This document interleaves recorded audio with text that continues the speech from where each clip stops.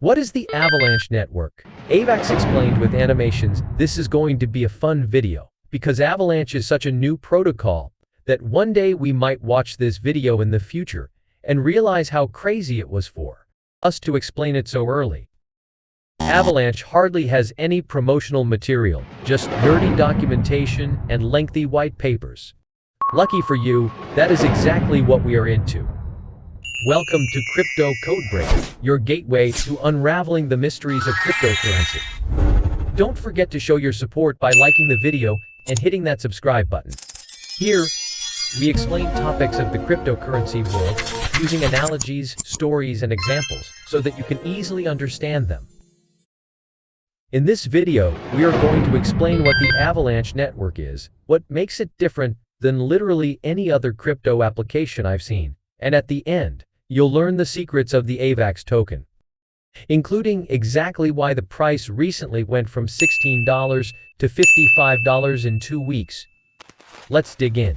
Before we can understand the Avalanche Network, we need to learn about their unique consent model, which is based on economics. First, you should know that practical Byzantine fault was the name of the agreement model that people used for a very long time. This thing really took off in the 1980s. It was basically a computer science algorithm that helped a lot of different things come together and draw a result from the data they had. Then, around 2009, Bitcoin came out, which marked the beginning of the Nakamoto age of consensus. The proof of work mechanism, which we talk about in a whole movie, was made and shared by Nakamoto. It is better than the old Byzantine model in many ways. Last but not least, Avalanche started their Avalanche Consensus Model Network in 2020s. This thing is complicated, so I'm going to attempt to give you a high-level understanding of it without upsetting any of their engineers. Now, basically, the network follows proof of stake pretty closely, but it does have a few unique differences. First off, the Avalanche model uses a form of subsampled voting. This means that there's a large group of people who volunteer to participate in the network and get randomly asked to check things. To put it in their own words, small random subsets of validators are asked whether they think the transactions would be accepted or rejected after it is initially thought to be valid. People in a network talk to each other back and forth, sharing information and continuing to confirm or reject transactions. This is called network gossip. One good thing about this is that, unlike proof of work and proof of stake, it doesn't matter how many nodes or people are in the system.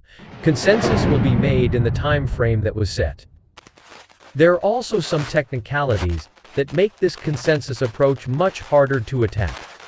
To attack Bitcoin or Ethereum 2.0, you would need 51% of all computers and 51% of all staked tokens. To attack Avalanche, you would need to control up to 80% of the network. Let's get on to the important stuff though. This model allows for up to 4,500 transactions per second per subnet and has a finality clock of less than 3 seconds. Now, we'll explain what subnetting is later because it is really important. But right now, you just need to know that each subnet can process up to 4,500 transactions per second. And if you have 1,000 subnets, well, you can do a lot of transactions. Compare this to Bitcoin with 7 transactions a second in an hour-long finality, and even Ethereum pales to compare with 15 transactions a second and a 10-minute finality. Before we continue, the finality of clicking the like button is pretty much immediate. So if you do us a big favor to support our hard work on creating these unique, high-value explainer videos, it would mean a lot to us. I've pretty much described how the Avalanche consensus model works. Now let's talk about what makes Avalanche great, its network infrastructure. For starters, Avalanche only has one main network. There are 3 blockchains built into that network. Right, Avalanche is not just one blockchain, it's at least 3. But we'll talk about that in a moment. Xchain is the name of the first blockchain in the network. This is the part of the network where tokens are created, managed, and traded. Engineers would tell us that this is built on a DAG, which is a different kind of consensus model than a blockchain, but that's not what this video is about. Just thought it would be interesting to note that the Avalanche team doesn't have to follow a certain process. Next up, we have the C-chain. So the C-chain is specifically for smart contracts. It is actually an exact copy of the Ethereum virtual machine. So that way, you can instantly copy and paste and start using Ethereum dApps on the Avalanche network. In my opinion, they were very smart with this, allowing developers to move their projects over without doing much work. This chain also uses something called the Snowman protocol, which I'll talk about in a minute. So we have the X chain for transactions, we have the C chain for smart contracts, next we have the P chain, or the platform chain, and it is specifically for management of the subnets. It also coordinates all the validator nodes and the staking mechanism. Now for the big and important question, what are subnets? So, in the Avalanche environment, each subnet is a new network. It's true that this method can be expanded in lots of ways. Let me try to describe what subnets are. The main Avalanche network can have more than one blockchain, and so can each subnet. Next, every blockchain in a subnet can have its own model for reaching an agreement. Based on what I've heard, this means that if you're making one, you can choose between proof of work and proof of stake. Something else that's really cool is that every blockchain can have its own VM. The Ethereum virtual machine can be copied, just like the main chain was. One important thing I didn't fully understand about these subnets at first is that they can have or not have permissions. In other words, they can be public or private blockchains. Now, you might start to understand the purpose of this. If you're a government and you want the full power of a blockchain without developing the groundwork, you can just add a subnet in Avalanche's ecosystem.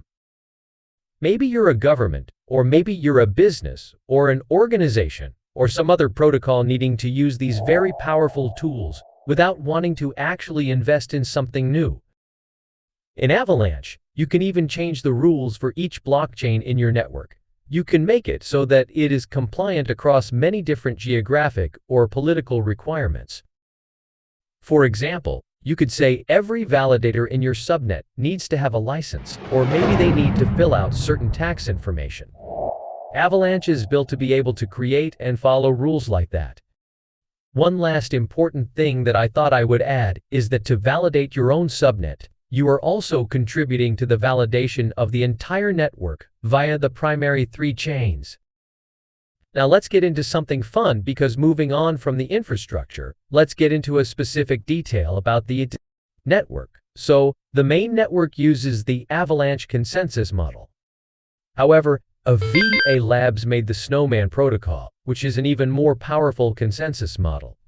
To help you understand them better, let's quickly go over the difference between the Snowman protocol and the generalized Avalanche protocol. It's not a big change, but it's very important. So, the Snowman protocol is Avalanche that has been made more linear so that it can work with the Ethereum virtual machine. To put it simply, Snowman protocol has been made better for smart contracts and fast data transfer. But Avalanche is a more general use case that is built on a DAG structure, which can also be seen on the X chain. Now, like I said at the beginning, a lot of this stuff is really confusing, so I'm trying my best to explain it so that you can understand it. You may need to watch this video more than once. Summing it all up, these were a bunch of technical terms, but you just need to know that the Avalanche developers are really smart and basically optimize things as best they can for the situations that they see fit. Next up, before we make any price prediction or let you in on some very useful information, let's get into the tokenomics of the AVAX coin, which powers the network. First off, there is a max cap of coins at 720 million. This immediately makes it a deflationary asset. Secondly, AVAX coins can be used as a governance on the platform, meaning the more coins that you hold and stake, you have more voting rights, and you get to make important decisions in the future of the network. The bad news is this. VA Labs sold 127 million coins ahead of time when they first came out, and many of them have to be unlocked after a certain amount of time. This means that many buyers who bought the coin for 50 cents may want to lock in some of their 100x gains and sell right away if they can. It's bad news for buyers, but it's also good that they're not selling all of these coins at once. Here is a picture of their unlocking schedule. If you're thinking about investing in a VAX, keep these times in mind and think about how the prices have changed in the past. Also, it's important to note that the team and the fund got about 20% of all the coins. Now it's time for the good news about a VAX and the reason their price has gone up so much lately. So, the Avalanche Foundation has announced a $180 million incentive program to get people to try out their network. This means they are quite literally giving away $180 million for free as a form of advertising. This happens all the time in the DeFi world, and it's not a scam. The incentive program is supposed to bring two big players to the network, Curve Finance and AV. Now, Curve and AV have tens of billions of dollars of liquidity locked up on networks like Ethereum and Polygon. So it was really smart of the team to get them to come over to the AVAX network. When this initially launched, we saw the price of AVAX spike from $15 to $55 in a few weeks as hungry investors started bridging their money over using the AVAX bridge. Now, we will never give financial advice on this channel, and we'll probably never do price predictions, but this is a very bullish signal for anyone interested in the AVAX network. Finally, we want to say thank you guys so much for watching throughout this video. We hope that you've enjoyed it. We really hope that you've learned something, and most of all, we hope to see you in the next video.